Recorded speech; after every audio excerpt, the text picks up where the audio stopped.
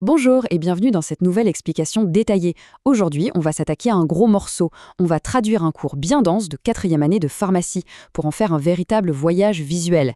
L'idée, c'est de comprendre comment on utilise littéralement de la lumière fluorescente pour débusquer des agents pathogènes microscopiques. C'est une vraie plongée au cœur de l'invisible et c'est absolument passionnant.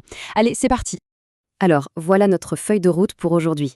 On va commencer par comprendre la magie de la fluorescence en général, puis on décortiquera l'immunofluorescence directe et ensuite l'indirecte. On fera le point sur les avantages et les limites de ces techniques avant de plonger dans leurs applications concrètes, d'abord en parasitologie, puis en mycologie.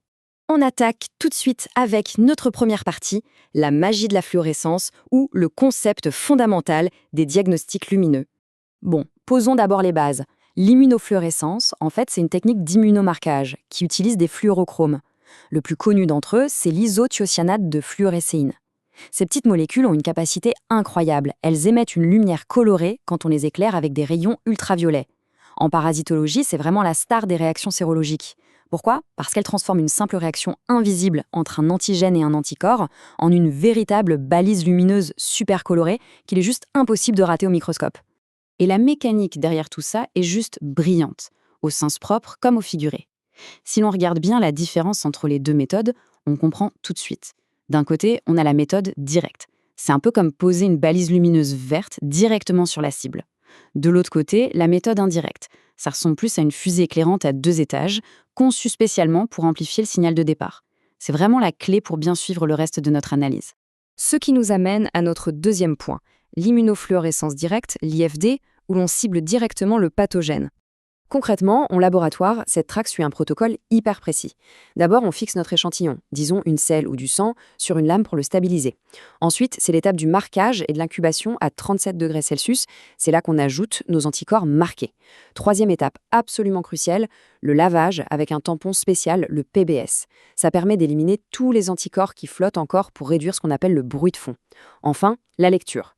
Sous un microscope à ultraviolet, le pathogène apparaît avec une fluorescence verte intense et le vrai plus de cette méthode, tout ce processus prend moins d'1 heure. Pour les urgences diagnostiques, c'est un atout absolument phénoménal.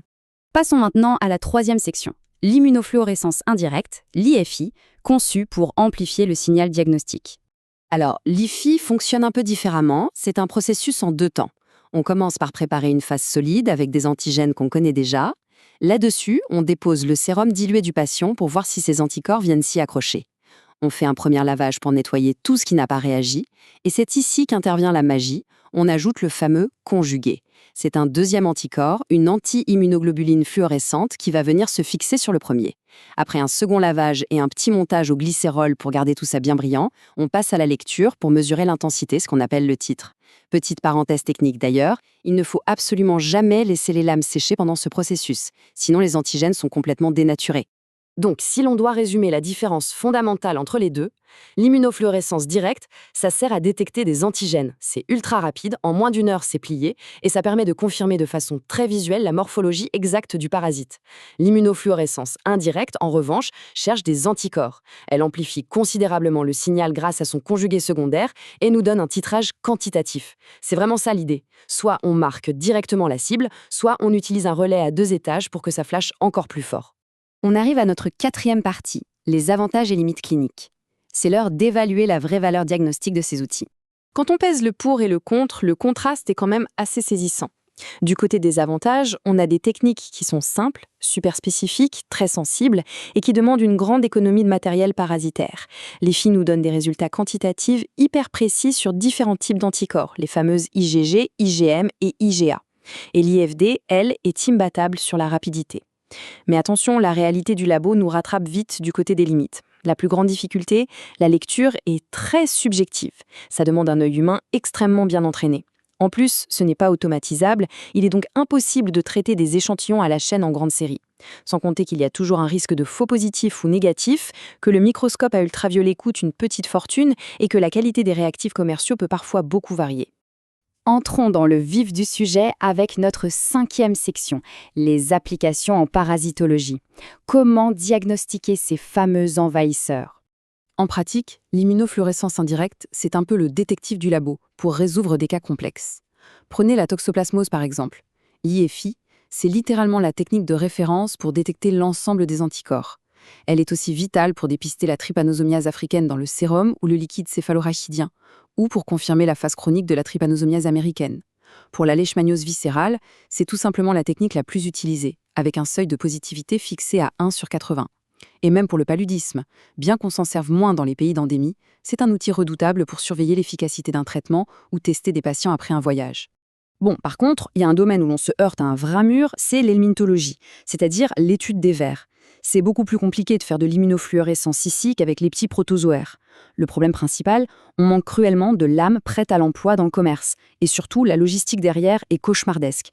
Pour récolter les bons antigènes, il faut maintenir en vie des cycles entiers de parasites sur des animaux de laboratoire, ce qui implique de respecter des réglementations éthiques et sanitaires extrêmement strictes et très lourdes à gérer. Ce qui est génial avec la méthode directe, l'IFD, c'est qu'elle agit comme un vrai projecteur dans la nuit. Le meilleur exemple, c'est le Cryptosporidium. Ces oocytes sont minuscules, à peine 4 à 6 micromètres. Dans un examen classique, ils passent souvent complètement inaperçus. Mais l'immunofluorescence directe permet de les faire briller d'un vert éclatant. Cette technique fait aussi des merveilles en coprologie pour repérer Giardia ou l'amibe Entamoeba histolytica, même quand elle se cache dans des fluides en dehors de l'intestin. Et elle peut identifier visuellement les tachyzoïtes de la toxoplasmose cachés au sein même de biopsies ou du liquide céphalorachidien. Et enfin, notre 6e et dernière partie, les applications en mycologie. Illuminer les menaces fongiques. En mycologie, l'avantage majeur de l'IFD, c'est d'offrir une confirmation visuelle immédiate, évitant souvent d'attendre les méthodes de culture qui sont particulièrement lentes. On peut par exemple repérer très vite les spores de microsporidie directement dans un échantillon de sel grâce à des kits commerciaux. On peut faire briller les filaments et les spores des champignons responsables des teignes, bien cachés dans un cheveu. Pour les candidoses, c'est une vraie révolution de pouvoir identifier immédiatement Candida albicans dans une biopsie profonde, en la distinguant des autres levures. Et n'oublions pas la cryptococose, l'immunofluorescence est capable de détecter Cryptococcus neoformans directement dans le liquide céphalorachidien. Mais s'il ne fallait retenir qu'une seule chose en mycologie aujourd'hui, c'est ce point-ci. Pour la pneumocystose, l'immunofluorescence directe n'est pas qu'une simple option, c'est le gold standard, la référence absolue. C'est l'outil ultime pour visualiser, dans un lavage broncho-alvéolaire, des kystes parfaitement ronds avec une fluorescence périphérique intense et brillante. Elle a littéralement mis au placard les vieilles colorations argentiques d'autrefois, prouvant ici tout le potentiel et l'incroyable puissance de ce diagnostic fluorescent. Et tout ça nous amène inévitablement à une réflexion pour l'avenir afin de conclure notre analyse. On l'a bien vu, toute la magie de cette technique repose sur l'œil aguerri d'un expert humain pour interpréter ces signaux visuels avec tout ce que ça implique de subjectivité. Mais avec l'évolution rapide des nouvelles technologies, est-ce qu'une intelligence artificielle automatisée sera un jour capable de remplacer ces années d'expertise pour décoder à notre place ces incroyables paysages microscopiques fluorescents? C'est une question fascinante qui nous donne vraiment envie de voir jusqu'où iront les technologies de nos laboratoires demain.